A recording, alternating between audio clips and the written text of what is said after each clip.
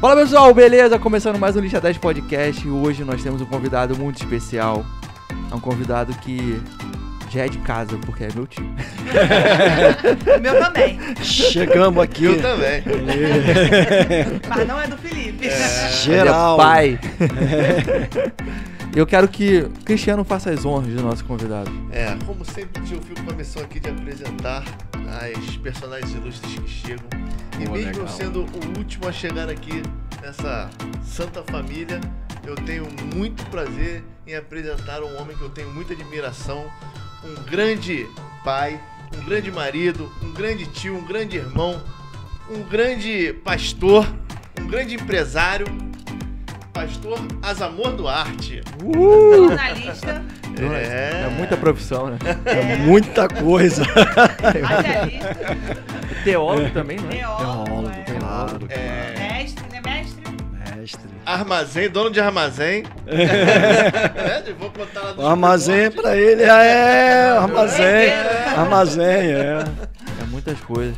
Isso aí, vamos começar. A gente vai falar aqui muito sobre empreendedorismo, a gente vai falar sobre religião, a gente vai falar sobre como você pode se reinventar, porque tem uma história muito boa que meu tio realmente é um cara que ele veio de baixo mesmo e ele continua nessa jornada aí, crescendo e fazendo vários projetos. A cabeça não para, né, tio? Não. Tá quantos projetos agora? Deve estar com uns 6 projetos aí em mente já. Vamos reduzir para 50%. Tá com 3, olha. 3 na gaveta. 3. Pronto pra sair. Tá quentinho, tá assando. É o plano A, B e C, né? Claro. Tem que ter 3, né? E é isso aí, a gente queria começar falando sobre o lado empreendedor, né? Como é que você começou, como é que foi a tua história, como é que você começou o jornal, porque você tem um jornal de sucesso, como é que foi a inspiração assim pra você ter? Caraca, eu vou ter um jornal. Isso é um insight, né? Agora eu digo que o lado empreendedorismo, ele é muito sangue, né? É muito dom. Meu pai já vem de comércio, meu tio já vem de comércio e naturalmente eu também, né?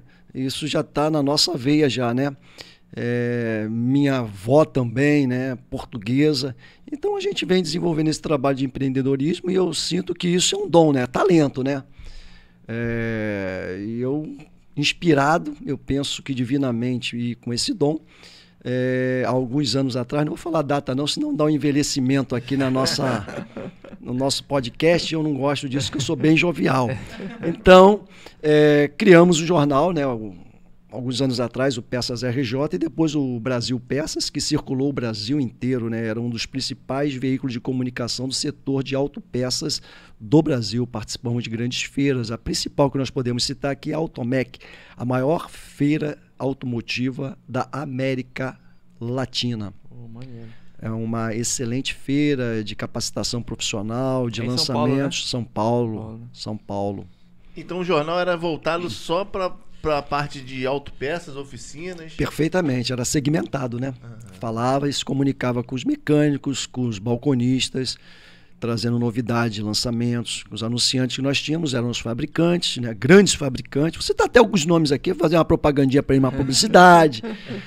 A NGK do Brasil sempre foi parceiro nosso e outras empresas mais, né? Ou distribuidores, como Condip, Araújo Cunha, AC, né? E outros do estado de São Paulo também, distribuidores nacionais, né? Uma boa estrutura. Tinha um anúncio eterno ali que era... Era Vetor, Era... que tinha 4 páginas no nosso jornal, né? Eles são do Sul, importadores, muito forte, altamente competitivo. O seu diretor é o Adamo, um cara altamente capacitado, altamente empreendedor. Investia muito em mídia, publicidade, e a empresa dele realmente é uma empresa, digamos assim, naquilo que ele trabalha, eu considero ele como imbatível, né? O cara é bom. E outras empresas mais, né? Que a gente não vai ficar citando o nome, porque são várias empresas que anunciavam no nosso veículo de comunicação do Brasil, né?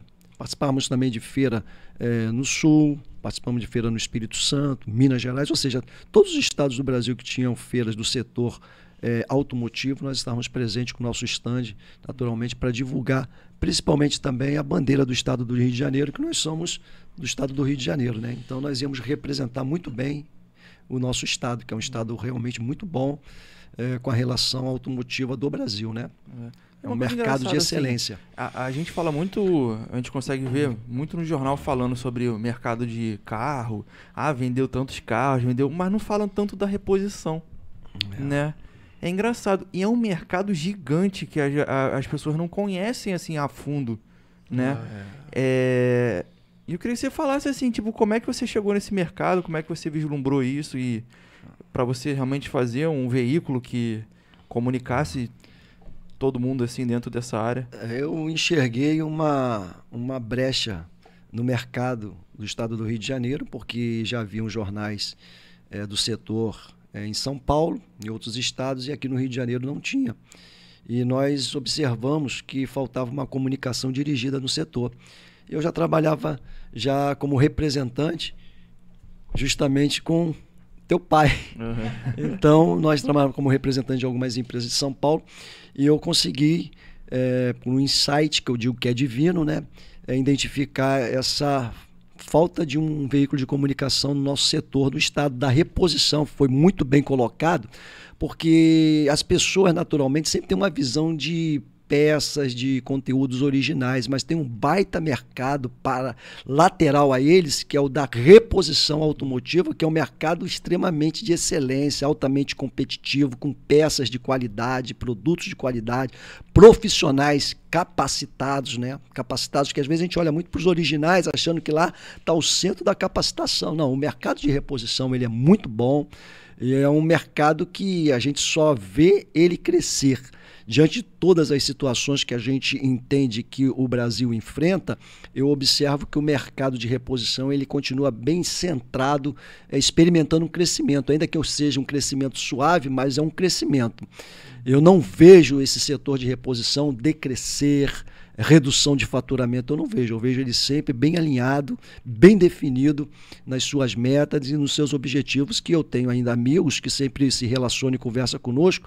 Eles sempre estão conversando que as metas de venda são alcançadas, que os números são batidos. Então, quer dizer, a gente vê esse mercado como um mercado de excelência. E tem muita indústria brasileira mesmo, né? Assim, com certeza, muitas indústrias também, nacionais. né? Tem multinacionais, mas hoje nós temos muitas empresas nacionais. Que a única coisa que eu vou fazer um adendo aqui, agora eu falo como jornalista, que as nossas autoridades, principalmente os nossos governos, eles deveriam ter uma observação um pouco maior e mais carinhosa para as indústrias nacionais. É a única coisa que a gente sempre notificou no nosso veículo, que a gente não vê essa observação. Se fala muito em multinacionais, né? As multinacionais porque atendem as montadoras, e as montadoras naturalmente é que fazem o conjunto da montagem dos carros, etc. e tal, mas existe um mercado muito potencial com indústrias nacionais, genuínas, que são altamente empresas que empregam, empresas com bom faturamento, que eu penso e entendo que o governo deveria dar uma atenção, principalmente em relação a financiamentos, melhoria dessas indústrias nacionais que eu sei que trabalham com uma rentabilidade menor do que as multinacionais, são mais sacrificadas. Eu entendo que se tivesse um apoio pelo lado governamental, essas indústrias nacionais hoje teriam uma potencialidade, uma empregabilidade muito maior e muito melhor. Eu falo isso com certeza absoluta, sem medo de errar.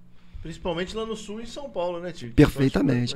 Mas é interessante, o São Paulo hoje passa por um momento um tanto delicado. Eu não gosto de usar o termo crise não, porque crise não existe, né? Porque quem trabalha, lança a mão do arado e olha para frente, não olha para trás, sempre tem um objetivo a alcançar, sempre tem um norte, né? Esse norte você vai conquistar com o trabalho, com a tua capacidade, né? Suando a camisa, como diz o Silvio Santos, né? É 90% de suor e 10% de capacidade, vamos embora. Então, eu vejo que o Brasil é um país altamente bom para se ganhar dinheiro e um país altamente promissor.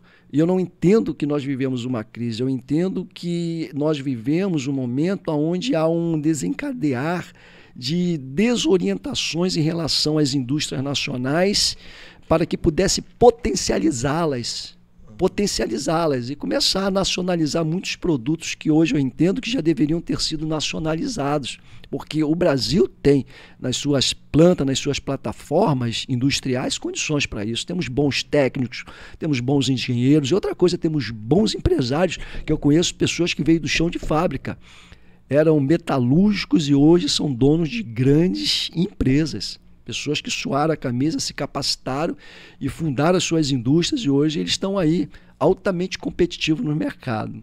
Mas esse deve ser um dos piores problemas do Brasil, acredito que é um dos piores problemas do Brasil, que é a indústria, sei lá, defasada, mas eu acredito que não pela capacidade dela, possivelmente é mais por causa do imposto mesmo. Também sofremos com os encargos, porque né? Porque você vê uma peça vir lá do outro lado do mundo, chegar aqui ainda mais barata, e enquanto não resolver isso, para mim, é uma das coisas que faz o Brasil se arrastar. Aí a gente vai ver o dólar sempre aumentando. Até tá me falando, que até também trabalha no mercado, né, de outra peça. E ela tava falando que o negócio de palheta, né? Uhum. Que vem milhares de palhetas, aí é baratinho o valor, e tipo uma paleta original 200. Aí tu não consegue descobrir onde é a fábrica, né? As coisas meio que... Vem a centavos, né? Realmente é uma competitividade um tanto, entre aspas, desleal, né? Porque as indústrias nacionais sofrem com isso, né? E se elas tivessem esse engajamento do governo com uma atenção, digamos assim, mais direcionada, ela se tornaria mais competitiva. Porque eu olho isso assim de uma maneira bem nacionalista. Por quê? Nós temos que empregar mão de obra nacional.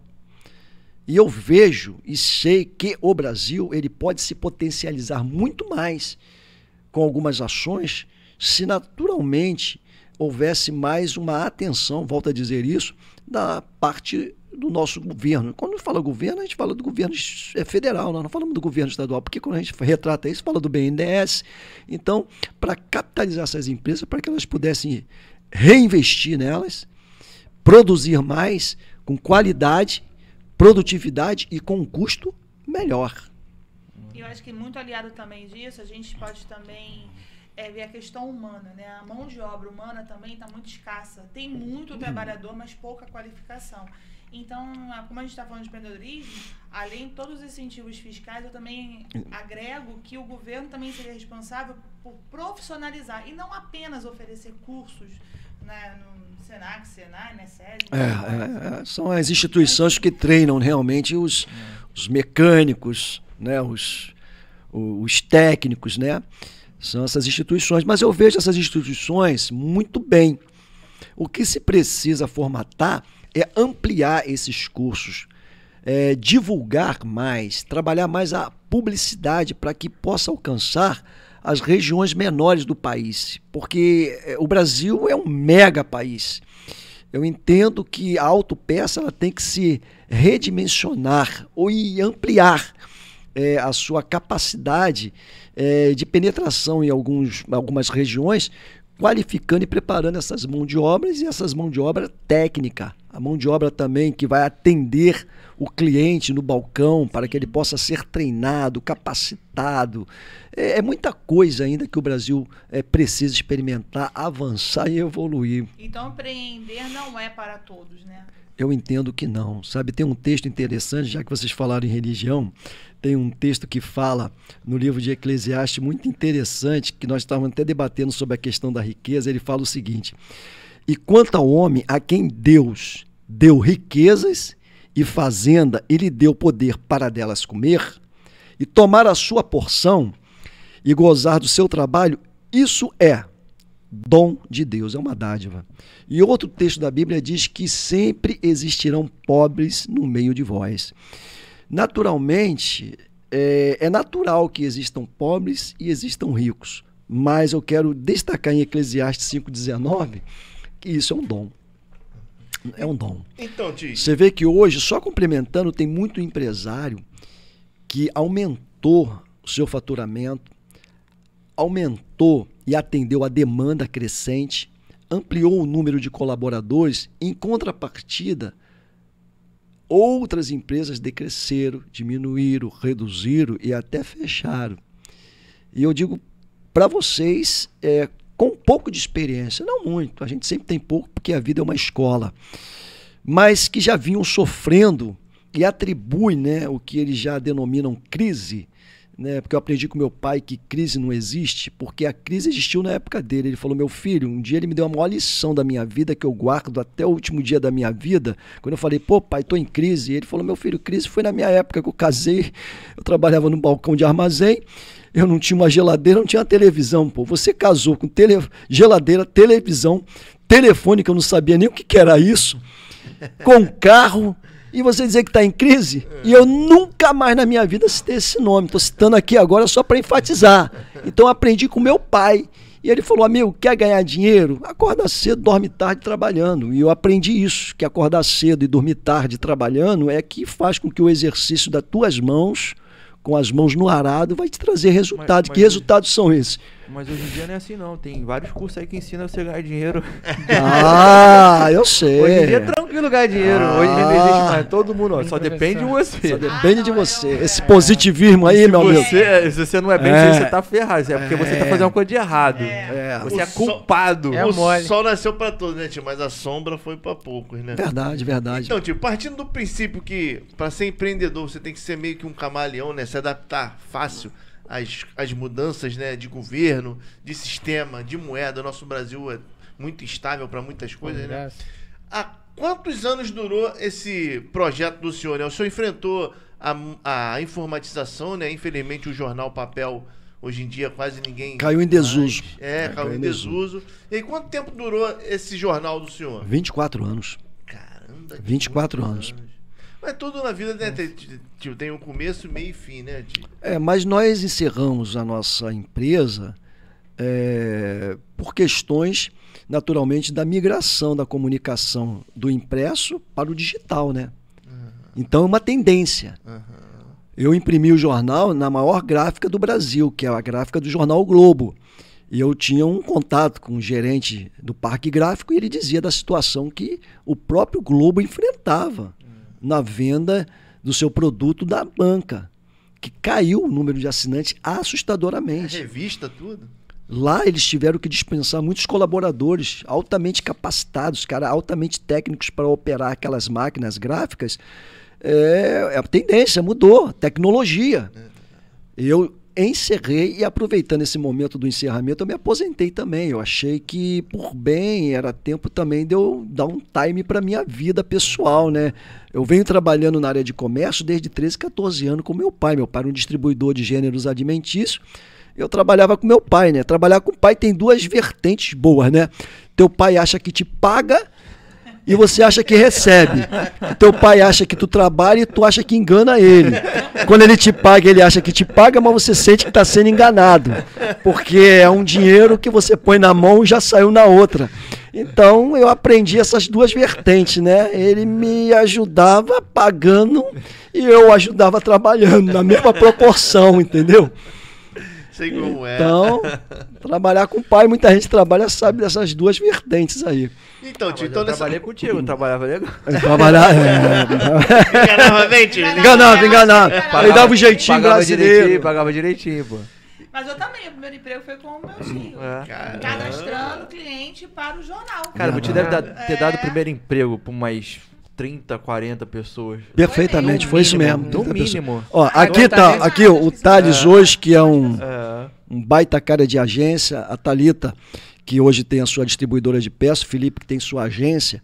Todos os três começaram comigo, ainda tem a Ellen, que é minha outra sobrinha pelo lado da minha esposa, que também, o primeiro emprego dela também foi no jornal. Então, Jornal Brasil Peça, ela começou o cadastramento. Igreja junto, você seu, não, igreja eu não recomendo não. Abrir outra empresa eu abro, igreja não. Tem um grupo também de amigos lá que são 5 amigos, eu acho que só um que não trabalhou no jornal. Os amigos também, eu tenho um amigo do Felipe hoje, que ele é pastor, músico, ele hoje é funcionário de uma subsidiária da Petrobras, concursado, casado. Ele começou a namorar na minha empresa, se noivou, casou, fui padrinho do casamento dele. Ele hoje tem uma situação muito bem estabelecida, 2 filhos, e tudo começou a história dele no jornal. Lá eles se conheceram, são baita felizes. Para mim, é muito confortante e alegre, né? Porque a gente vê essas realizações, a gente sabe que nós estamos trabalhando também o lado social, o lado humano, que eu sempre olhei para isso, né? Da minha empresa, por exemplo, todo final do ano tinha que ter a sua festa e a sua cesta de Natal. Isso aí era praxe. Eu fazia isso com muito amor, carinho e dedicação. E ajudei a muitas famílias ao longo de 24 anos. E também eu posso dizer e destacar também que eu aprendi algumas coisas com meu pai, a título de comercializar. A gente aprende algumas coisas, a gente grava, mas eu também passei uma fase da minha vida trabalhando 10 anos numa multinacional, na Cook Electric Telecomunicação, uma empresa americana, ali em Jacarepaguá. Eu aprendi muita coisa naquela empresa. A empresa me ajudou a capacitar-me, ela me pagou curso na Fundação Getúlio Vargas, eu fiz 2 cursos na Fundação Getúlio Vargas por essa empresa, da Cook Electric. Comecei nessa empresa com minha primeira formação técnico de mecânica. Foi meu primeiro emprego, entrei como estagiário, passei a ser técnico, passei a ser chefe de produção, depois a supervisor de produção e depois gerente do controle de qualidade dessa empresa.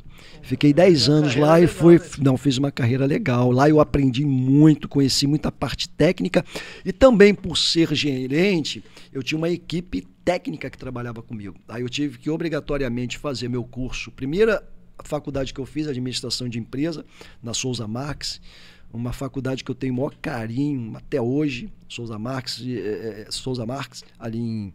Uma das sedes dela é em Cascadura, né? Estudei ali minha primeira formação superior, administração de empresas, e ali eu aprendia bastante. Eu saía da empresa, parava ali, estacionava o meu carro, ia para a faculdade. Foram 4 anos labutando ali, trabalhando legal. E você me perguntou sobre algum deslize que houve. Uma vez eu estacionei meu carro, comprei um Fuscão, né? Eu gostava de roda, som, botei o carro todo incrementado, parei lá na faculdade. Aí saí com meu amigo Celso, que a gente tem amizade até hoje. Aí eu falei, Celso, vamos embora que eu vou te dar uma carona. Ele falou, vamos embora. Cheguei lá, o estacionamento estava vazio. Eu falei, Celso, eu estacionei o carro aqui, é para estar vazio. Ele falou, amor, então roubaram o teu carro. Aí eu falei, meu Deus, Celso, então vamos para a delegacia. Eu vou contigo, Azamor, vou te dar um apoio. Perdi meu carro na faculdade. Foi, além de um investimento normal, foi um investimento extra que eu ainda perdi meu carro na faculdade. Mas não reclamo não, porque a gente se decepciona no momento e logo depois eu retomei um outro carro, não tem problema, mas a faculdade, digamos assim, foi um investimento grande. E outra coisa também que cabe dizer, que a faculdade naquela época exigia legal da gente. A gente estudava de segunda a sábado. Sábado eu tinha aula de 8h30 a meio-dia. Eu sempre defendi a faculdade, porque hoje em dia, no mundo que você vê um monte de TikTok, YouTube, ninguém quer mais saber da faculdade, de aprender uma profissão com um diploma, digamos assim. Mas a faculdade, ela abre muitas portas para você conhecer pessoas. Perfeito. Não é? Perfeito. Além o network. É o network, né? Que é de conhecimento, que trocas. A faculdade está muito desvalorizada. É, no sentido que as pessoas querem dinheiro verdade. fácil, né? A gente vê a gama de coach. Não estou falando mal da profissão, né? Porque tem muitas pessoas aí sérias, No né? nosso caso, nós estamos aqui querendo ganhar dinheiro. Eu também posso... Não, mas a gente está levando conteúdo. Eu ouço tanto dinheiro falar. fácil é bom, mas você tem que levar qualidade. Qualidade. Tem que trocar. Se isso aqui for fácil, cara. Isso aqui É complicado. E eu também, Investimento alto, trabalho. essa também Isso foi, dá um me lembrou, trabalho. eu entrei na padaria lá e tava os caras gravando no YouTube lá, fazendo samba também, a piscina, né? Eu falei, pô, e ganhar um dinheiro assim, né? Aí ele falou, mas se engana quem é fácil. Eu falei, você tem razão. Porque fácil dos outros parece fácil, mas... Não, tudo que tu olha com o cara no sucesso ali, foi mole, ele tem a vida, pô, mas tu não vê a trajetória toda ali. A né? trajetória é longa. A trajetória, hoje eu estava falando com a Thalita, a trajetória é de 5, 10 anos, amigo, para ele começar a ver um horizonte. Ela falando de coach, de tanto ouvir coach, uma época eu cheguei assim, mas que troço é esse? Aí fui fazer, agora eu sou líder coach também, estudei com o Thiago Giordano, né? Fizemos lá uma imersão muito boa e hoje eu sou líder coach também. Eu continuo estudando até hoje, eu entendo que eu sou incansável, né? Eu tenho 2 lados bons no meu sangue, né? Lado da vovó de português e o lado do vovô de mineiro, lá de Carangola, que eu tenho maior alegria em falar isso. Então meu sangue é bem misturadinho, mas misturado pro bem. A gente tá É falando como de se diz, o coach. sangue bom. A gente tá Eu acho que tu não falando de coach. completou. Eu queria, assim, você também é coach, né? Mas o que você pensa assim, o que eu vou levar conteúdo? Como é que você se prepara para preparar alguém? Porque, assim, todos nós temos vitórias e derrotas, óbvio, né? Ninguém é só 100% Com vitórias. certeza. Mas como é que a gente treina pessoas? Eu vou te falar o seguinte, o Thiago Giordano, ele falou lá na nossa aula, tinha aproximadamente umas 1000 pessoas, né? Não sei, mais ou menos isso. Ele falou que poucos dali realmente seguiriam essa linha. Porque eu volto a bater numa tecla que nós lemos em Eclesiastes, retratando a riqueza, os resultados, mas tudo é dom. Tem pessoas que vivem muito na empolgação, como o Thales falou, de que agora você pode gerar dinheiro, você pode... Não é assim que funciona. Muita gente entra e poucos têm sucesso.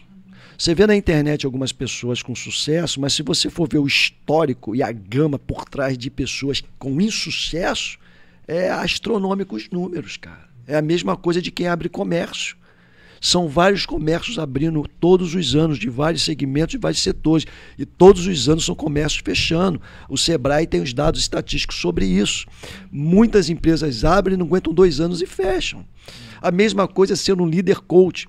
Porque no curso você é muito impulsionado a viver uma empolgação de extrema alegria, de confiança, de confiabilidade, de que você vai alcançar Marte, Vênus, Platão, tu vai lá para os astros. Não é isso. Eles Quando você estimulam a termina, euforia, né, tio? quando você coloca os pés no chão, você vai startar. Pô, será que é isso meu dom? Será que é isso as minhas características nátuas, que eu já nasci com elas para empreender nessa área? E eu posso te dizer o resultado. É pequeno. É pequeno, porque no treinamento as pessoas se sentem altamente motivadas, porque eles são pessoas técnicas, conhecedores daquilo que eles receberam, impactaram, mudaram e transformaram a sua vida. Mas nem tudo que eles transmitem vai impactar e mudar a vida dos outros, porque eles têm que ter o quê? Aquilo que nós chamamos de dom. Vem o nato, natureza interna, que a Bíblia chama de dom. Eu digo que sempre tem dom. Tem 2 lados do dom, porque eu tenho entendimento, um dia eu vou desenvolver esse estudo, o dom natural e o dom sobrenatural. Sobrenatural é aquilo que você faz e algo sobrenatural acontece em decorrência da tua fé em Deus. E o dom natural é que tu usa as tuas armas, tuas mãos. Pô, eu sou serralheiro. E você, com as tuas mãos, você cria um alto trabalho de arte. E outros serralheiros, que são altamente técnicos e até que fizeram aquele cursinho, não conseguem desenvolver com tanta praticidade, com tanta beleza, aquilo que você faz artesanalmente, que há muito mais valor daquilo que é artesanal, que sai de dentro, uma construção interior, do que aquilo que é muito técnico, né? Muito marteladinho, muito cortadinho metricamente, e você vai lá e blum, cria uma obra de arte que alguém vê, pô, cara, que coisa bacana, que exponencial, pô, que criatividade. E é isso que rola o mundo, é isso que flui no mundo, é isso que te faz diferente no mundo, é isso que te impulsiona no mundo, é isso que te estimula para que você possa ir, vencer, e você traz a reboque pessoas também que estão olhando e se espelhando em você. Por isso que esses atores, digamos, entre aspas, das mídias sociais, que tem impulsionado muita gente, tem feito. Agora, eu digo que não é a totalidade. Eu volto a afirmar que é um mínimo daqueles que estão presentes ou que estão assistindo aí através dessas lives aí de treinamento, qualificação, capacitação de coach, né? São pessoas que têm E até experiência, né? pessoas que tem que estar engajado, né? Tudo tem que estar engajado, e nem todas as pessoas conseguem se engajar. Ele falou agora da empresa, eu estava fazendo uma reflexão nela durante esses 24 anos. Rapaz, eu cheguei a passar pela minha empresa, sem exagero, mais 50, 60 pessoas que vieram trabalhar, ficaram um ano e foram embora. Não se adaptaram, não se desenvolveram. Uns cansaram e saíram, e outros eu tive que dispensar, porque não rendiam, não traziam resultados que nós esperamos como empresários, né, empreendedor. Você precisa de resultados, tua empresa anda com resultados.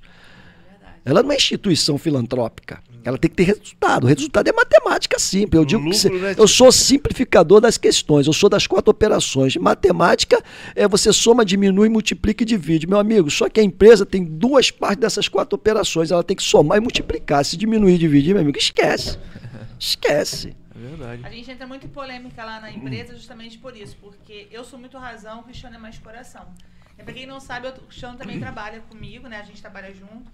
E a gente, às vezes, tem muitas discussões sobre isso, que eu falo, CNPJ não tem coração. CPF tem, mas CNPJ não tem. E a gente, às vezes, tem razão. que lidar com algumas situações, com pessoas, justamente na razão. Porque todo mundo tem problema, todo mundo tem um motivo, todo mundo tem conta para pagar, mas assim, as minhas contas não têm coração, o meu fornecedor também não tem coração. E às vezes muitas empresas até quebram justamente por causa dessa má administração, de você achar que a pessoa jurídica, ela se envolve com a pessoa física, né? E não é bem assim, né? Então vou dar uma aula para ele aqui, hein? Tira o coração, quando você for tratar de negócio, põe ele do lado, aí cobra o cara, porque o índice de inadimplência não tá pequeno, então. Aí você melhora esse inadimplência, depois que ele te pagar, você fala, vou tomar um café. Aí, né? Aí você já vai. Aí tu paga um café pro cabra, mas antes tu não paga nada, não. E vender é fácil, né? Difícil é cobrar. Vender é fácil, Eu digo o seguinte: que o Felipe também trabalhou comigo. E é um problema sério, principalmente para quem vende. Isso é importante, Thalita, você gravar isso. O bom vendedor, ele é um péssimo cobrador. E quando ele se envolve na cobrança, tem um sério problema. Qual é o problema? Ele investe o tempo dele, que é precioso, para resolver uma demanda que não deveria ser para ele resolver. Mas o que acontece? Sempre se atribui ao vendedor a parte da cobrança, porque o financeiro de todas as empresas é interno. Você não tem um cobrador externo. Então o vendedor ele é atribuído a vender, alguns até a entregar e alguns a cobrar. Só que a cobrança, ela muitas vezes sai muito mais cara do que você vender um produto com desafios, com a concorrência, de ir 1, 2, 3 vezes no cliente, que é um custo teu, mas a cobrança eu continuo batendo nessa tecla. Já falei isso com o Felipe, ela é muito mais cara.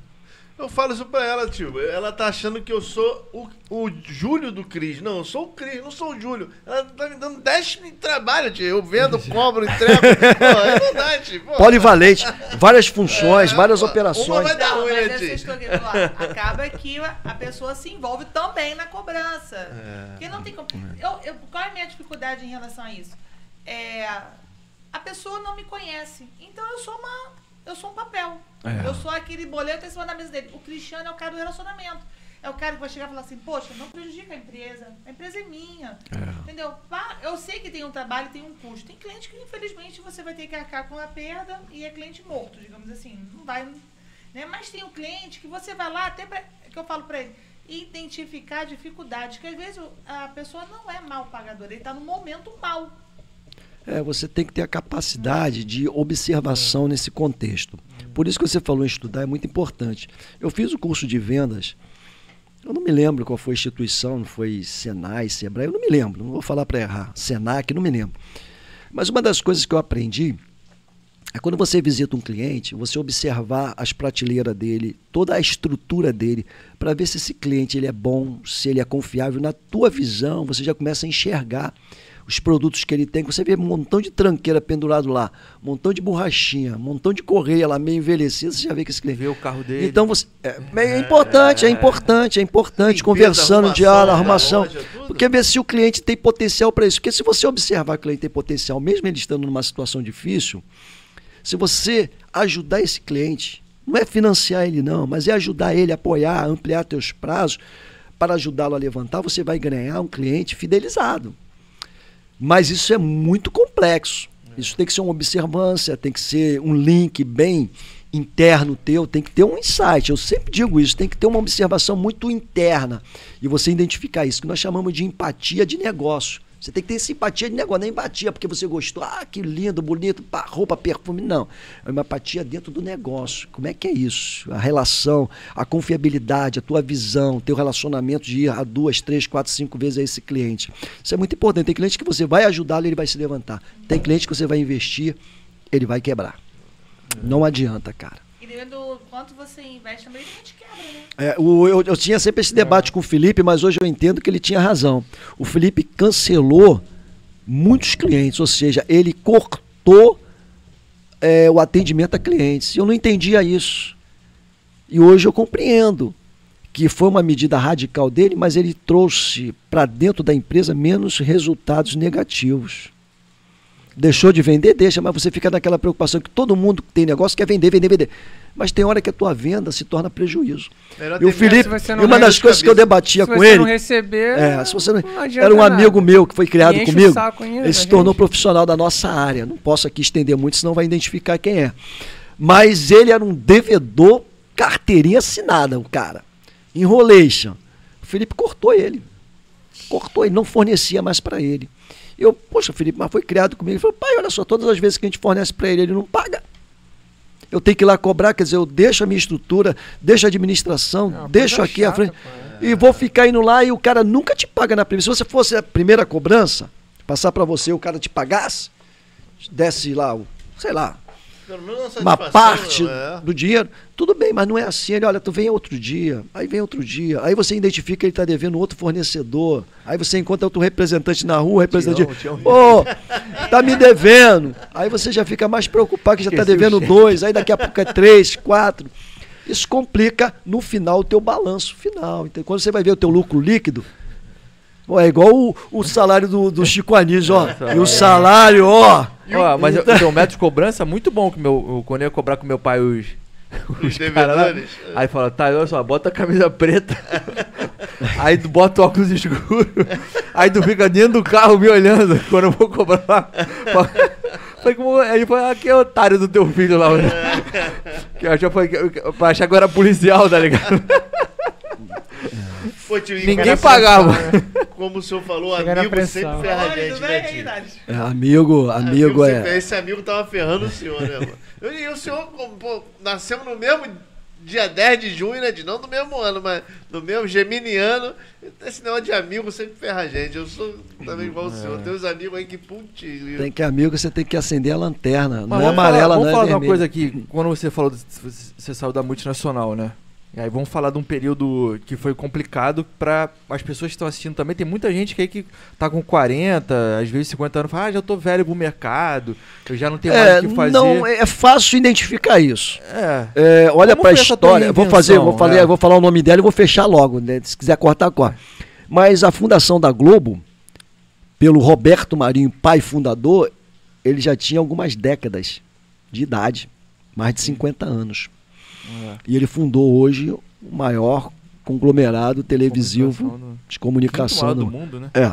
Então, a idade, ela fala que a pessoa é velha na sua cabeça, né? Porque se ele quiser empreender, criar, desenvolver, é fácil você entender, né? Mas você foi tentando várias coisas, né? Tu saiu de lá e tu falou, pô, tu foi fazer frete, aí tu foi... Não, eu sempre fui caiu dentro polivalente. pro Não, o trabalho. trabalho pra mim é...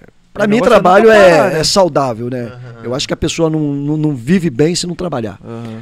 Eu já fiz frete, eu já, na minha história, quando eu tinha 13, 14 anos, tinha um amigo meio avoado como eu, o Mário, e um dia nós estávamos parados lá na frente da escola. Aí eu falei, Mário, a gente tem que fazer alguma coisa para ganhar dinheiro. Ele falou, amor, vamos vender picolé?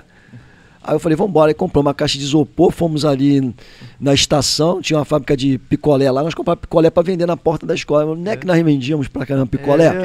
Eu já abri também um camelô na subida da Serra de Petrópolis, ali foi um desastre total. Eu, um amigo meu, vou citar o nome dele, que todos conhecem, falei, nós trabalhávamos numa fábrica, eu coloquei ele para trabalhar no estoque na fábrica de material escolar, estojo, pastas.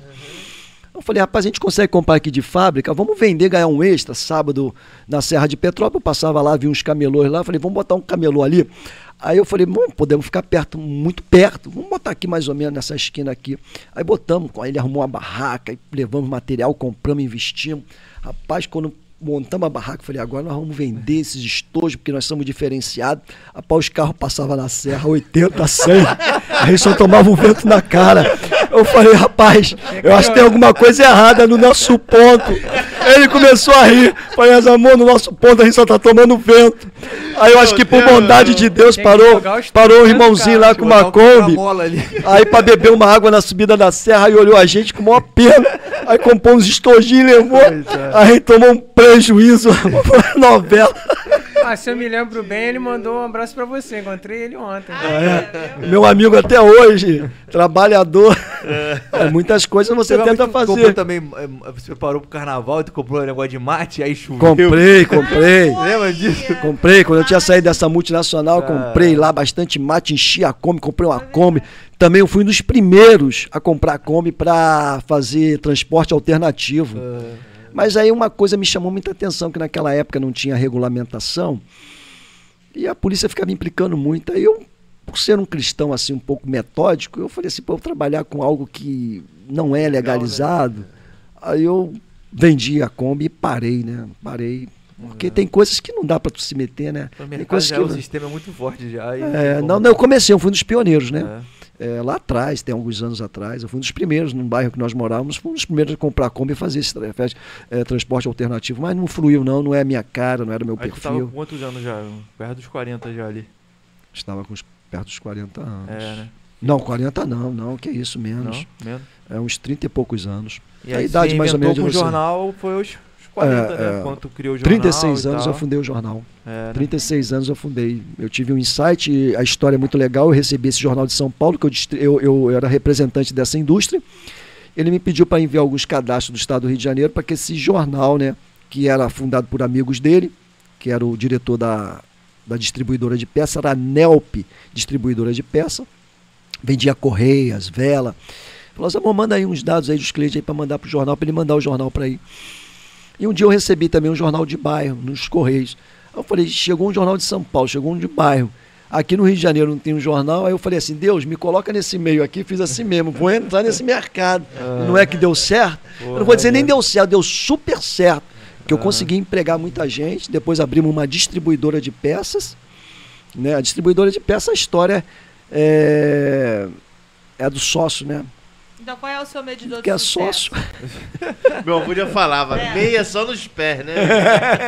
Nada de meia dá certo. Então, cuidado com sócio. Como é que a gente pode medir o sucesso, assim, um medidor de sucesso para você? Olha, o sucesso, Thalita, que muitas vezes as pessoas medem é sempre em torno de valores da questão financeira ou econômica, aquilo que ele consegue rentabilizar, guardar, adquirir.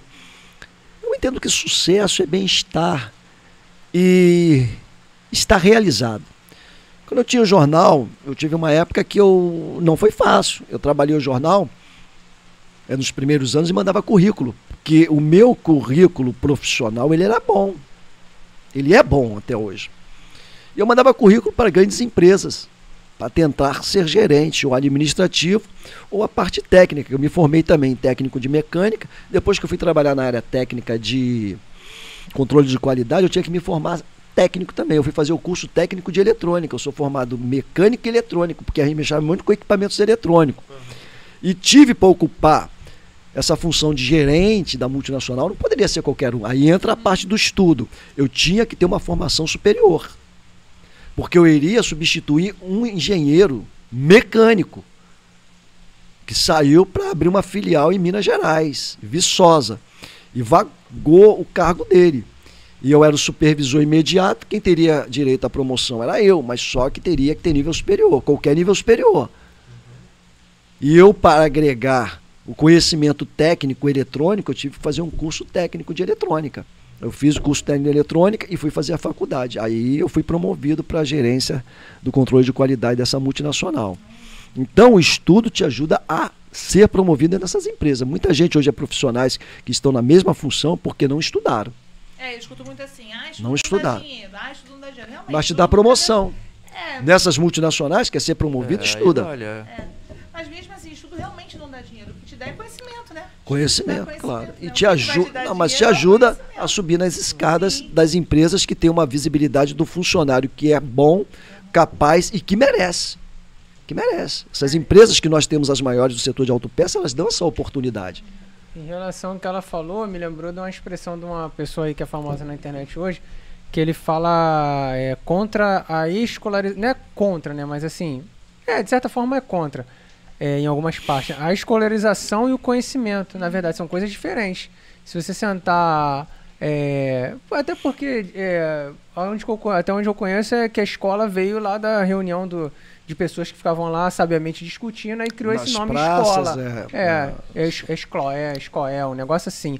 E hoje, na verdade, você é só sentar na cadeira, tem escolas mais dinâmicas que outras, e ficar ouvindo tal, sem debater, sem nada. É um conhecimento que é te passado. Alguns são bem válidos.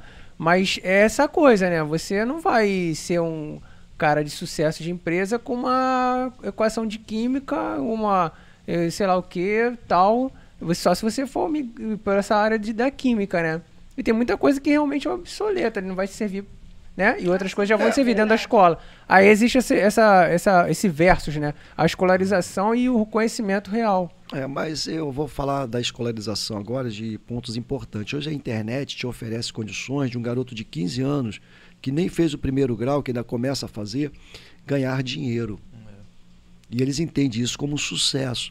Agora, por exemplo, um cara para desenvolver um trabalho de engenharia naval, precisa. Engenharia aérea, medicina. Medicina, não tem como. Não tem como. Também se sabe desse lado. Não tem como. Tem que fazer faculdade. Então, tem que quer fazer dizer, faculdade. Você sabe que eu também fiz psicologia pastoral. Como um psicólogo vai atender a demanda de uma pessoa que a gente entende que... Entende não, a psicologia pastoral para atender a demanda cristã. Porque a gente também relaciona dentro da psicologia pastoral o teu momento da oração. Porque nós sabemos que o ser humano, ele é tricotônomo, né? Ele é corpo, alma e espírito. Ele tem uma relação divina. Ele não é só corpo, ele não é só matéria. Então a psicologia pastoral, ela trata isso. E você tem que estudar, porque a tratativa só para atender essas pessoas hoje com problemas que existem dentro da igreja, não adianta só ser um pastor, não adianta só ser um teólogo. A teologia é teos, Deus, logia, o estudo de Deus.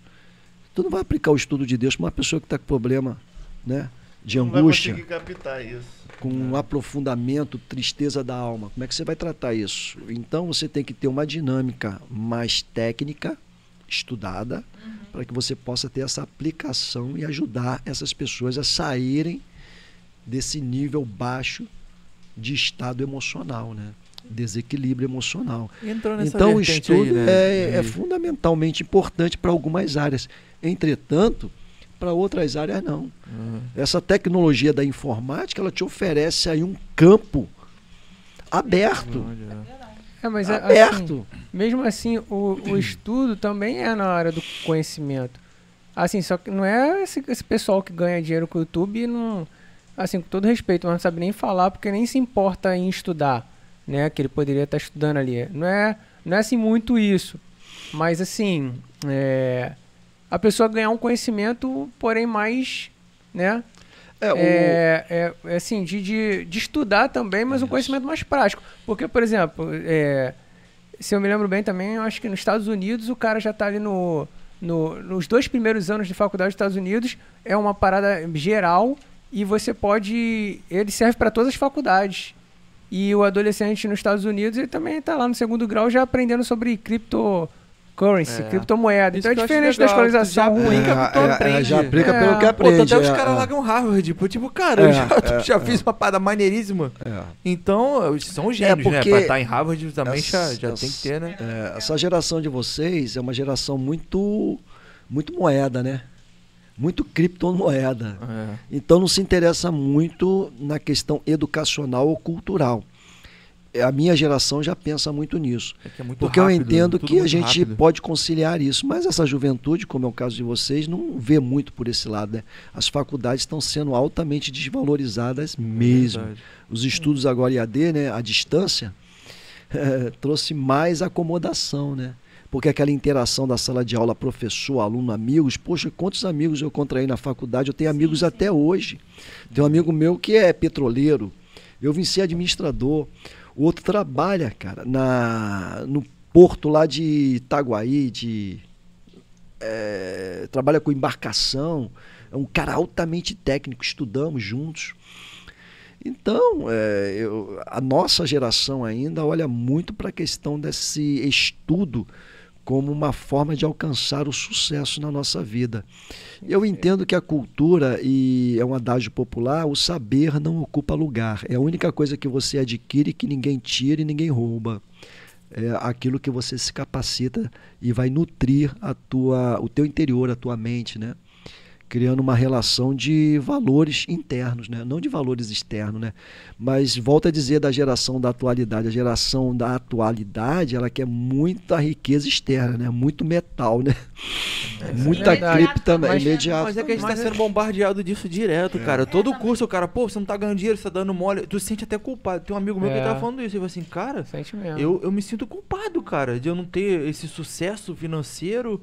E toda hora um curso fala assim, não, você não tá fazendo certo. E ele tá em casa, ele, meu Deus, o que eu tenho que fazer? Mas nem todos pra onde vão que ter eu corro? Pra onde E que é eu tanto corro? lado, E mano. é tanta coisa, Quando cara. nós O cara te abrimos- ensina a ter fazenda pra tu ganhar dinheiro com fazenda, fazer casa, fazer... E aí, criptomoeda, daqui a pouco vem investimento, não, É o consigo NFT agora. Não, NFT, caraca, é tanta Só que assim, coisa, nós estamos cara. totalmente a favor que estude, no entanto que, Mas assim, aí o modéstia à foco, parte, eu cara, até é foco você muito não- nisso. meu Deus, o que Por eu exemplo, vou fazer, cara? hoje é livro. Tipo assim, a galera, investidor, ó, lê isso aqui. Tem investidor lá que posta lá, ó, esse ano eu li 60 livros. Mas, cara, mas caralho. veja bem, Vai, então mas cita ele é aí, fora da abre, curva, é. A página 100, tá escrito o quê? Não dá, Mas não é dá, absorção não dá. de conhecimento Não, mas só, aí não tem como o cara decorar. Também depende. A Ó, captura... eu tava vendo o livro Universo Não, se numa o cara Casca- leu uma um Casca livro, de tá Nós. bom. Por ano. Já viu esse livro? Qual? Universo numa Casca de Nós, Steve Hawking. Aí eu falo pra todo mundo, pô, li o livro bonzão. Eu não entendi nada, filho. Absolutamente nada. É um livro muito difícil, cara. Ele, que você pô, explica lê, as paradas do você universo. consegue Ele tenta sintetizar as coisas do universo, de teorias, de fórmulas, de coisas, e umas coisas mais práticas, mas mesmo a coisa prática é muito complicado, cara. Mas eu falo, eu li o Steve Hawking. Eu carrego algumas coisas que eu aprendi na minha primeira faculdade. Eu tenho um livro de introdução à teoria geral da administração, de Idalberto Chiavenato, que ali ele traz todo um panorama da administração moderna da época, mas que aquilo serve até hoje. Se você for ver o livro de Peter Drucker também, que é o pai da administração moderna do século XX, você tem que ver o que ele retrata. Então, são pessoas extremamente abalizadas e com conhecimento pleno que você passa a estudar e você passa a ter uma visão de gestão maior. Porque uma coisa também tem que ser destacada.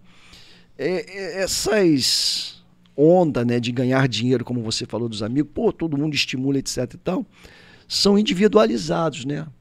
E a gente também precisa entender o contexto das empresas. As empresas têm gestão, tem toda uma ferramenta humana, tem todo um contexto humano e que não fica atrás desses bastidores da filmagem, ou na frente, melhor dizendo, né? Então você tem que entender isso. Peter Drucker dizia que nos campos ele colabora com a análise presente e futura a respeito da gestão de organizações durante o século XX e XXI. Ele já antecipa o século XXI que nós estamos, falando da importância das organizações. É por isso que muitas organizações hoje sofrem com sérios problemas, porque não se prepararam para uma grande novidade de uma gestão globalizada. Ele já no século XX já entendia que a globalização iria trazer muitos benefícios, em contrapartida ia trazer muitos malefícios. Quem se preparou e se organizou, entrou na globalização, fluiu. Quem não se preparou e não se modernizou, decresceu, ficou, perdeu. Então, a administração, ela é de grande suma importância. E agora eu não estou falando desse adquirir riquezas, né? Mas de uma gestão de uma empresa, porque uma empresa, ele capitaliza recursos, ele emprega, ele paga seus tributos, seus impostos. A gente tem que ver essa questão também social, que esses informadores da internet não conseguem passar, né? Porque a empresa dele é ele. E a gente tem que ter um contexto maior e melhor com uma visão da sociedade. A sociedade hoje, nós temos aí mais de 10 milhões de desempregados que estão precisando de emprego. Né? Emprego formal, para ter a carteira assinada, ter lá o seu INSS, de grande importância, que eu sempre valorizei. Nenhum colaborador meu trabalhou comigo sem carteira assinada, porque é importante pagar tudo corretamente. Você sabe disso, que eu sempre falei isso com você. Você conseguiu andar no teu negócio quando você organizou tudo. Então a gente tem que ver esse lado das grandes organizações que depende de uma reestruturação e de uma boa gestão organizacional para que ela possa ascender, a crescer e empregar. E quanto maior a empresa for, mais tributos pagam. E os tributos bem aplicados, que revertem para a sociedade, como hospitais, como rede de esgoto, saneamento, que o Brasil precise muito, a gente também tem que trazer aqui à tona essa relação que muitas vezes nesses bate-papo a gente não ouve falar nisso. Mas a gente teve, quando eu abri aqui o nosso podcast, eu falava sobre a questão do Brasil, um país altamente, se eu não estou equivocado, o quinto maior país do mundo, né? Geograficamente, é isso? Me corrija aqui. Então é um mega país com potencial tremendo, mas tem lugares que não tem uma rede de esgoto, que não tem saneamento, que não tem um hospital. Como é que nós vamos conseguir ver isso? Então a gente tem que olhar para o lado social. Eu sempre olhei muito para esse lado humano. Sempre fui muito voltado para isso. Isso aí vai e a resolver gente com vê conhecimento, não com o YouTube, né? É verdade. E aí, a gente, para resolver isso aí, tio, a gente tem que ir pela esquerda ou pela direita? Nem pela esquerda nem pela direita, tem que centrar. Você pega aquela bússola do comandante do navio, quando vai todos os equipamentos da pane, ele pega a bússola e vê o norte. Não, o norte, então vamos seguir aqui, meu amigo, que não tem pedra, não tem morro, no mar, não tem iceberg. Vamos aqui, ó, o norte é esse aqui. Nem leste nem oeste. Vamos seguir aqui. A bússola tá mandando em frente. Vai em frente, meu amigo. Acerta aí.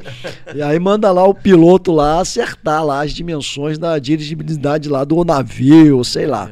Tá certo. Entendeu? Então eu penso dessa forma. Sempre eu penso da seguinte maneira, Cristiano.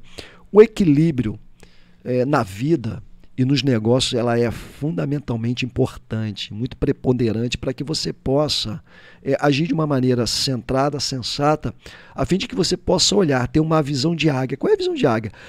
Nós temos uma visão frontal e uma visão um pouco periférica e lateral. A visão de águia, ela consegue visualizar 360 graus. Quando ela voa, ela leva os olhos lateralmente, ou à esquerda ou à direita, ela consegue ver lá na sua retaguarda se tem algum maior pássaro atrás dela lá para abocanhar ela. Então ela tem essa visibilidade.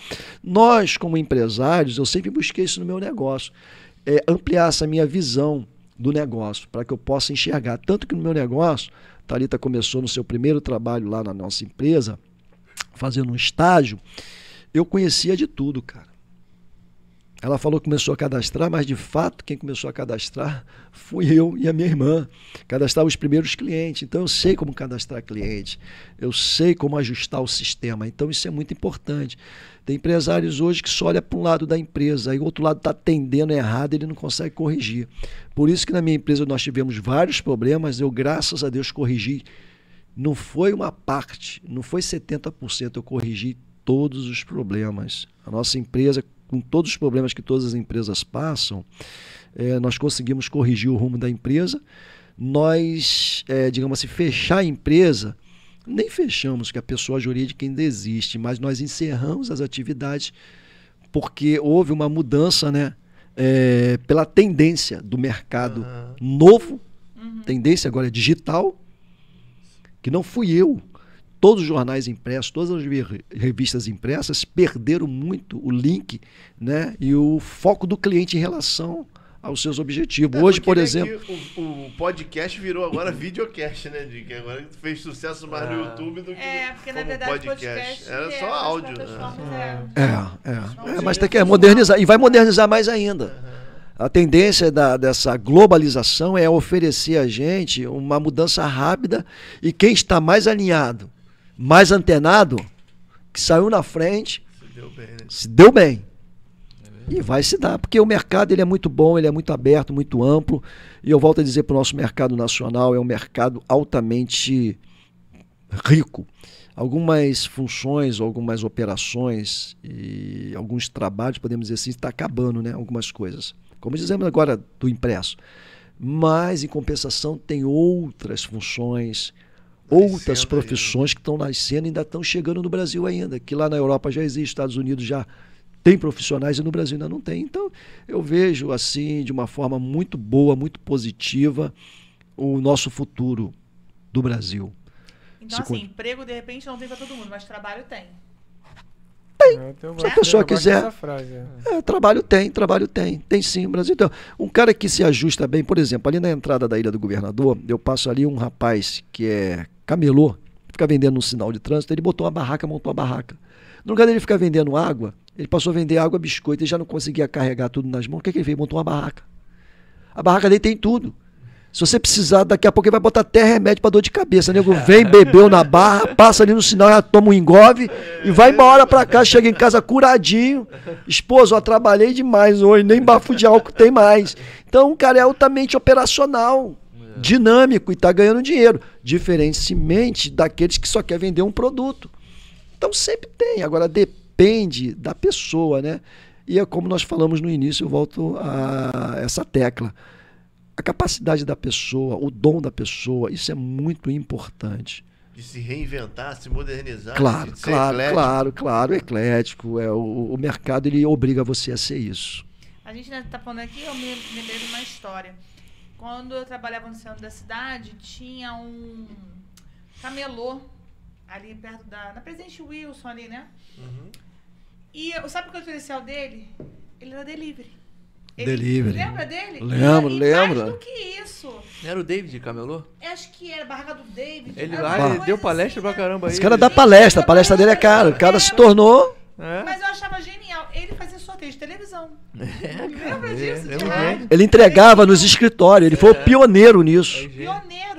Era o iFood da época. É uma Foi um dos primeiros, é isso Como aí. aquele cara que vendia amendoim também na descida do viaduto de Santa Bárbara, que ele vendia de terno. É, de terno, eu lembro dele. Botou um diferencial ali, pronto, já se ressaltou. É isso que eu ia Ressaltou. abordar. É mesmo. Diferencial. O que faz a gente ter um diferencial? É uma ideia? É uma cópia? Porque hoje em dia todo mundo tem assim, lança o modelo, Copia. né? E todo mundo só copia e todo mundo Não fica pensa. com medo de fazer o diferente. O diferente é uma das coisas que eu mais batia na tecla no nosso veículo de comunicação, era ser diferente.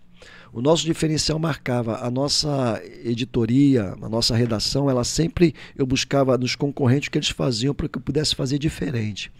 E o nosso jornal ele se tornou notável nesse aspecto. Aquilo que era muito batido, uma das coisas que hoje eu posso falar, antes eu não falava, tinha uma matéria de 3 páginas. O nosso leitor e o nosso assinante, ele não tem tempo para isso.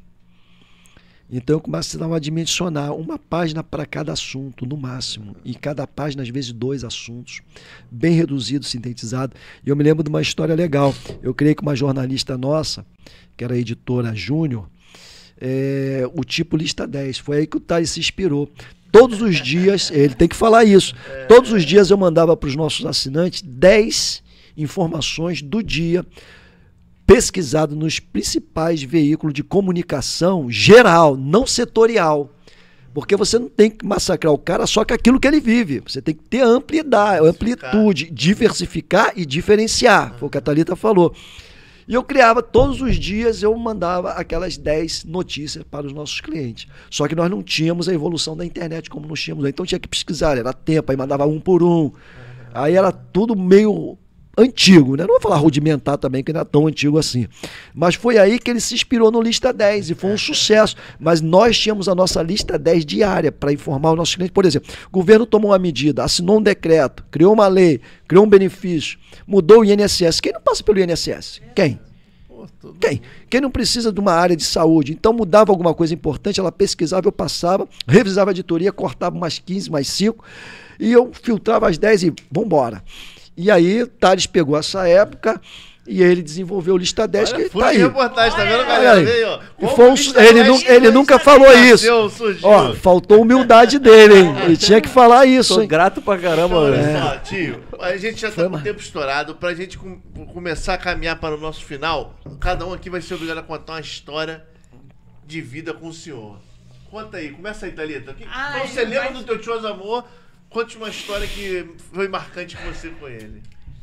Olha, eu penso muitas coisas pessoais assim, né? De histórias e tal, mas realmente, eu lembro, eu vou contar uma história pra vocês, que essa me marcou. Eu lembro que toda a minha parte profissional, quando eu comecei a procurar emprego, a pessoa que eu recorria para conselho sempre foi meu tio. Sem demagogia nenhuma, ele sabe disso. Por quê? Meu pai, infelizmente, é uma pessoa limitada, né? Teve o comércio, o negócio dele, mas o meu tio cresceu intelectualmente, financeiramente, em sucesso, né? Que nós chamamos de empreendedorismo. E o que me marca? Eu lembro que Primeiro, o estágio, realmente. Eu não tinha qualificação. Eu estava estudando, ele pagou os meus cursinhos na época da Estácio. Ele falou, não, você vai ter que ter pelo menos um certificado de que você está aprendendo alguma coisa. E eu vou lhe dar um estágio. Aqui você vai aprender. Então, de manhã eu estudava, né? E depois eu ia fazer o cadastro, né? E realmente era, né, maçante, mas ali eu aprendi a mexer em computador. Entendeu? Realmente, você ter a organização, enfim. E antigamente tinha muito isso de esquentar a carteira pra tu arrumar uma Exatamente. isso aí, Então, ele falou, Mas eu isso, vou lhe mas dar um isso estágio. até hoje, né? É, Eu falo até pra todo mundo isso. Inclusive, esquentar tem a amiga carteira. minha que eu falo só, não, tu tá numa outra área, desculpa interromper, mas já que ele falou, tu tá nessa área aqui, ó, agora tu vai pra outra aqui, pô, tu mete um curso aqui. Não é disso. E aí, muito mais do que isso foi. Quando eu comecei a fazer as entrevistas, eu não tinha roupa social. E eu falei assim, tio, eu tô fazendo entrevista, mas assim, a minha imagem e tal. E aí ele foi e me deu uma aula. Não, olha, você não pode ir decotado, de calça jeans. Falei, tio, eu não tenho. Ele foi, me deu um dinheiro e falou assim, você vai comprar 2 terninhos. Um quando tá lavando, você vai usar o outro. E assim, esse terninho eu usei por anos trabalhando, entendeu? Cristiano, eu não sabia dessa É história. novidade, pra mim também não. Eu Nem me lembro. Tá lembrando eu até tenho do muitas histórias assim, Faustão, porque né? eu sou Eu não me lembro, chata, eu é não me louco. lembro. Eu não me lembro disso, não. O quê? Quem Toda- sabe faz ao vivo. E eu vou falar muita coisa. Às vezes a gente conversa, né? A gente tem a gente fica meio divergente, assim, às vezes, de opiniões. Mas eu sou muito acabou, isso ficou no esquisita. passado, agora já. Hoje é só também. harmonia. Mas eu aprendo muito. Porque o meu tio é um cara muito positivo. Uma coisa que vocês não sabem, que ele também é árbitro. Ah, Caraca, Fiz na mais 8ª uma. E a câmera, gente é, já conversa árbitro, muito é. sobre isso. E agora, escutando ele assim, veio a minha memória, né? Enfim, eu não vou... Mas tem que falar árbitro de quê? Senão vão pensar ele no estádio, correndo atrás da bola. É o que se chama na Europa de juiz de paz, né? De conciliador. O termo correto hoje é conciliação, né? Que é uma área que está. Margarida? Daqui a pouco eu vou estar apitando. Eu vou estar apitando o jogo lá, né? Pô, aí me queimou, aí me lascou. Não, tio. Não, o Margarida era um showman também, Olha, né? tio, isso aqui E ele era arrumação, nem né? tava previsto aqui. Eu posso só falar um negócio que ela me sensibilizou agora, mas ela me ajudou numa coisa. Um dia ela entrou na minha sala e falou assim, tio, chorando, eu vou fazer entrevista, me pede experiência, tio, eu nunca trabalhei. Aí eu falei, não, tu vai fazer um estágio e vai abrir o teu currículo com o trabalho aqui da empresa e vai buscar isso, estagiando aqui. Verdade. E ela não sabe que ela fez uma coisa de bom. A partir dessa data, eu abri espaço para estagiários na minha empresa. Eu sempre tinha estagiários por causa dela. Porque ela chegou chorando, tio, as pessoas me pedem, você tem experiência? Eu nunca trabalhei. Mas chorando lá na minha sala, eu falei, isso vai acabar. Você vai fazer um estágio aqui. Os cursos também, eu nem me lembrava que eu ajudei ela nos cursos, não me lembro de coração, não me lembro. E, naturalmente, ela conseguiu se empregar numa grande empresa. Ela hoje é uma baita profissional, fala inglês também, né? Estudou, fez advocacia. É uma pessoa também que levantou-se culturalmente. Então, ela abriu também espaço. Sempre eu tive estagiários a partir do dia dela, porque eu via que nós tínhamos que abrir um espaço para ter estagiário, para que a pessoa pudesse se preparar para sua vida profissional. E ela não sabe disso, que me impulsionou a isso. Bora, você agora, a sua história. Tem... Então, fala Aí uma, fica tem aqui, que a falar gente faz um uma, podcast. Tem que fazer outro podcast, tem que fazer outro podcast. Não, com meu tio, eu tenho Podcast. desde a minha infância até hoje. E a infância foi aquelas coisas que a gente brincando, aquelas memórias que eu tenho, que ele sempre foi muito brincalhão. A gente na praia, fazendo um monte de viajando pra lugar. A gente ficava viajando, ele adorava restaurante pão com linguiça. Pô, A região do lago todinho, pão com linguiça. A gente viajava graças ao meu tio, porque ele sempre carregava no Itália. A gente conhece Pô, cara. foi o cara que fez o meu primeiro empréstimo de R$100 pra comprar caneta. Que eu fui vender Pô, caneta nem na me feira. lembro disso, rapaz, história. Eu tenho Vou bilhete. fazer um livro. Tem um bilhete até hoje. Ele falou assim, ó, depois tu vem, paga o tio R$100, não sei o quê, pra me dar responsabilidade. Foi o cara que tirou nota fiscal pra mim quando eu abri a empresa do Lista 10, eu não tinha... Falei, pô, tio, tem como... E ele falou pra mim, olha só, eu tô tirando pra você, mas você vai abrir porque você vai crescer. Você vai fazer... Foi Isso eu falei mesmo. Um dos maiores ensinamentos Falei, que ele amigo, me deu olha só, também. tira a empresa da Tira informalidade, faz- formaliza a tua empresa, você vai ganhar dinheiro. Você vai começar a crescer. E, pô, realmente eu fiz e, pô, um emprego que mudou minha vida. Já me deu roupa também pra ir fazer entrevista. Pô, Não me lembro disso, não. Fica Isso aqui, aqui né? não tava nem previsto, mas a Não, gente não. foi um modo de fazer uma singela homenagem ao senhor, que agora eu vou falar de mim, que é um grande homem que eu admiro muito. Porque Obrigado. O senhor, ó, a gente, como eu já falei, nós nascemos no mesmo dia 10 de junho, somos geminianos, nós somos extrovertidos e comunicativos. Então você foi um cara que eu me identifiquei muito. Você é um cara espiritualizado, que eu acho que na nossa vida nós temos que ter muita Tem que ter. fé e espiritualidade. Perfeito. Então tem muitas coisas que eu admiro no senhor. E para resumir, para contar a minha história, vou contar uma história para você, viu? Para vocês aprenderem que às vezes para você crescer, se evoluir, você tem que também aprender a desapegar das coisas. E essa história com ele foi muito legal. Um belo dia a gente estava aqui de bobeira. Ué, meu sobrinho, vamos lá no meu sítio lá na roça lá. Pô, vambora, tio. Pum, pegamos um carro, fomos embora. Chegamos lá, né? Sabe como é que é, né? Casa muito tempo fechada, tem um caseiro, sempre aquela mesma coisa. A piscina com problema, uma infiltração aqui, uma cerca. Pô, e ele tinha uma motinha lá, cara. Pô, mas a motinha tava sempre dando problema, tinha que pegar pra levar, não sei o quê. E ele gostava da motinha. É bom sempre ter uma motinha, né, num sítio e tal, é útil.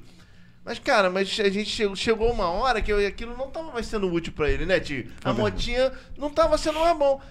E ele rapidinho resolveu o problema, cara. Eu fui com a carretinha, a gente ia pegar a moto pra trazer pra cá pra vender.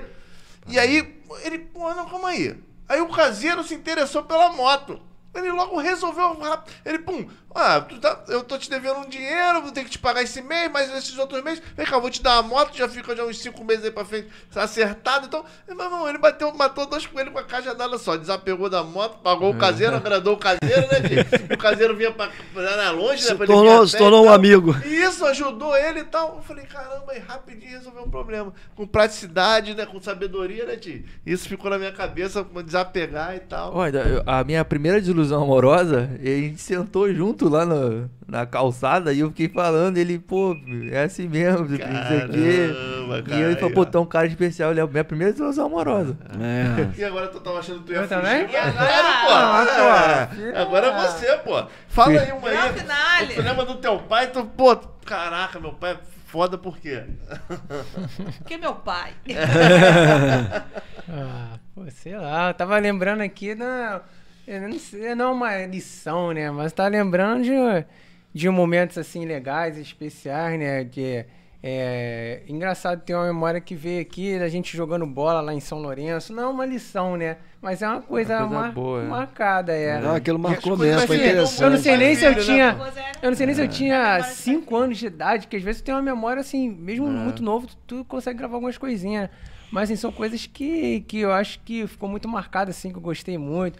Que é a relação, né, do pai com o filho, brincando, o pai apoiando, né? Foi muito legal mesmo, Essas São Lourenço, coisas. chovendo à E tarde, eu e muito- ele jogando bola sozinho, não tinha ninguém pra jogar bola com a gente, vamos jogar bola lá na frente da casa e ficamos lá jogando. E muitas vezes o pai deixando se fazer gol, né? Pra você dar moral. Joga muito. Mas são muitas lições, né? De espiritualidade, de empreendedorismo, disso, daquilo. Tem muita coisa boa. Inclusive, né? você Mas tem eu deixo assim, tem uma formação de psicologia pastoral também que fez junto comigo, né? que você incentivou, Pela faculdade, pela muita Fatum, gente. né? Geralmente o nosso pai é o nosso grande exemplo, né? A gente sempre É. foca, né? Se espelha nele. Com né? certeza. Olha, Diga. isso aqui é o podcast 1, tem que ter o 2, hein? Isso aqui acabou. O senhor terminar aí agora, dar umas palavras. O que eu quero, eu vejo que o público de vocês é um público moderno, um público bem atualizado, é que você tenha sempre em mente de que sempre existe uma solução diante de problemas que surgem e que aos teus olhos são insolúveis. Mas eu aprendi também que o tempo traz solução. E as tuas mãos, quando elas estão abertas para se lançar ao trabalho, para buscar com fé, determinação, você vai conseguir os resultados que você espera e que você sonha. E uma das coisas imprescindíveis que eu aprendi na minha vida, nunca deixe de sonhar. O sonho te leva a lugares inimagináveis. Nunca seja negativo. Não deixe se abater com esse termo horrível de crise. Crise não existe.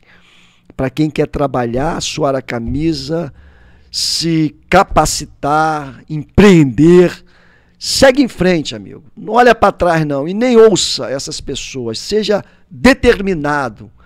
acredita em você, mesmo que todo mundo não acredite em você, acredita em você. Sabe por quê? Umas coisas importantes, sobrinho. Quando eu comecei o meu projeto, muitas pessoas não acreditaram no meu projeto. Muitas, de perto. Mas eu falei, esse projeto é meu, está no meu coração.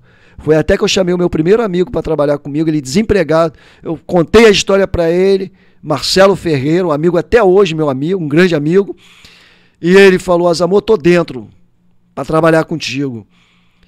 E eu falei, Marcelo, só tem um detalhe. Ele falou, qual o detalhe, Azamor? Eu falei, olha só, eu não tenho dinheiro para te pagar. Ele falou, Azamor, vamos estar junto, vamos trabalhar. E ele é extremamente positivo, esse cara. E eu sempre, quando eu estava assim, meio parado, ele, Azamor, vamos embora. E abrimos os primeiros clientes, o segundo, o terceiro, o quarto, o quinto. Assinei a primeira carteira dele, reconheci ele, ajudei ele. E aí ele estava para casar, tinha uma parte do terreno do pai dele, da mãe. Ele falou, Azamor, eu quero casar, não tenho um quarto, tenho nada. Eu falei, vamos construir a tua casa. Foi o primeiro investimento que eu fiz, foi nele. Ele construiu uma casinha e tocou a vida dele, seguiu em frente. Então, não desista, olha para frente. Sempre terá uma porta que vai se abrir para você entrar. Entra nela e seja feliz. Isso aqui é uma lembrancinha pro senhor, um presente. Pô, sério mesmo? A tia Naya comer lá. Rapaz, obrigado. Ó, galera, ele falou tanto de crise aí, hoje o hashtag crise não existe, hein? Isso aí. Até agora, bota Isso aí. Hashtag Crise não existe. Não é não, Ti? E deixa o like, compartilha, porque informações de ouro privilegiadas aqui pra você. É isso aí, galera. Papo Valeu. legal. Hashtag não existe crise. Isso aí. Um abraço.